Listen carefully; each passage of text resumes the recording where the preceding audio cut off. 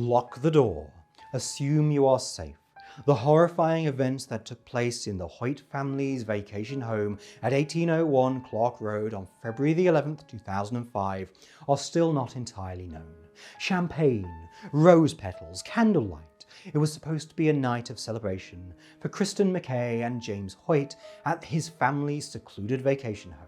But after leaving a friend's wedding reception and returning to the house, everything had collapsed for the happy couple. Then came a 4 a.m. knock on the door and a haunting voice. "Is Tamara there?"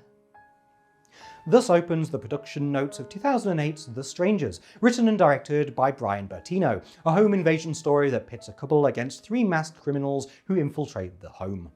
At the time of its release, the marketing campaign, as we saw with the opening line of those production notes, message boards and blogs pointed out the film was based on true events, a fact repeated to this day in many contemporary lists of horror films that really happened. But the truth is, as you might be able to tell from the length of this video, that the film is inspired by reality in the same way that The Lion King is inspired by Danish history, or that the Lion King live-action remake is inspired full stop. The screenplay was inspired by 2 real-life events. The multiple homicide Manson family tape murders, because another adaptation of that is what we need, or at least one facet of them.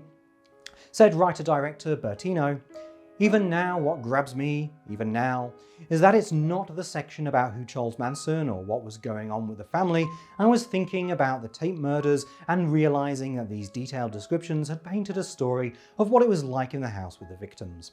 But none of the victims knew about the Manson family or why it was happening to them. So I got really fascinated with telling the victim's tale, and not filling it in with an FBI profile, and not filling it in with finding out that somebody's grandmother beat them and now they want to kill everybody. You read obituaries every day where someone is killed for a random reason. Yes, we may eventually find out why, but sometimes they don't." This aspect of the inspiration and of the Manson murders as a whole is best shown in the most famous exchange from the film, where Kristen asks, "Why are you doing this to us?" To which Dollface replies, "Because you are home." There are more informative documentaries on Charles Manson. The filmmaker himself has acknowledged, perhaps accidentally, how vague this inspiration is, saying, "Crimes are committed all the time that nobody has a chance to explain to the victim why it happens. It just happens, and we're left to deal with the aftermath." However, it is true that the cast researched Manson in preparation for their roles, particularly in the case of the masked assailants. The second element justifying this based on true events tagline are biographical to the film's writer-director. He remembered, "As a kid, I lived in a house on a street in the middle of nowhere. One night while our parents were out, somebody knocked on the front door and my little sister answered it.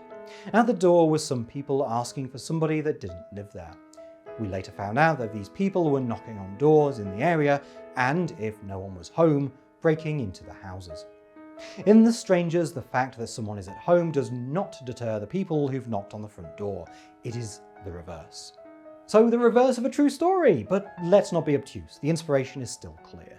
In fact, the claims about the film's veracity created their own cycles, such was the confusion it generated. In interviews, Bertino stated he was very impressed with some of the theories circulating on the internet about the true events the movie is allegedly based on. The one theory that blows me away is that someone has created a link that's like a Google map of every single 1801 Clark Road in the United States, with a description of why that could or couldn't be the place it happened.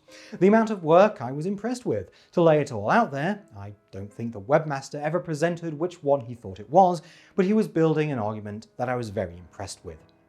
Adding in another interview, "The reality of it is, that's the address I grew up in. I just picked that address because I wanted to ground the film in as much reality as possible. Much real, very facts." Wow. The most popular theory about the true events concerns the unsolved, horrific, quadruple homicide known as the Keddy Cabin Murders of 1981 that occurred in a small vacation community in California's Sierra Nevada, though Bertino has never cited this as a reference. We at Spooky Towers don't like to dwell on human suffering to give exposure to the people who enjoy inflicting it, and since this is only tangentially relevant as its connection to the film is a fan theory at the same level as James Bond being a codename, he is, or Draco Malfoy being secretly in love with Hermione Granger, he is, there is no reason to go much deeper into how this family died. Suffice to say, inspiration is a tricky thing. The Lord of the Rings were inspired by Tolkien's memories of the First World War. Do you think those books and films might have maybe broken into the mainstream if someone had put those infamous words on the poster? Actually, we shouldn't joke about that. Mockbuster company The Asylum did just that thing. Genuinely tried to release a film called Age of Hobbit, claiming the name was in the public domain as there is a real classification of extinct humans by that name. I love The Asylum, they're amazingly terrible. Seriously, watch their stuff, it's brilliantly bad.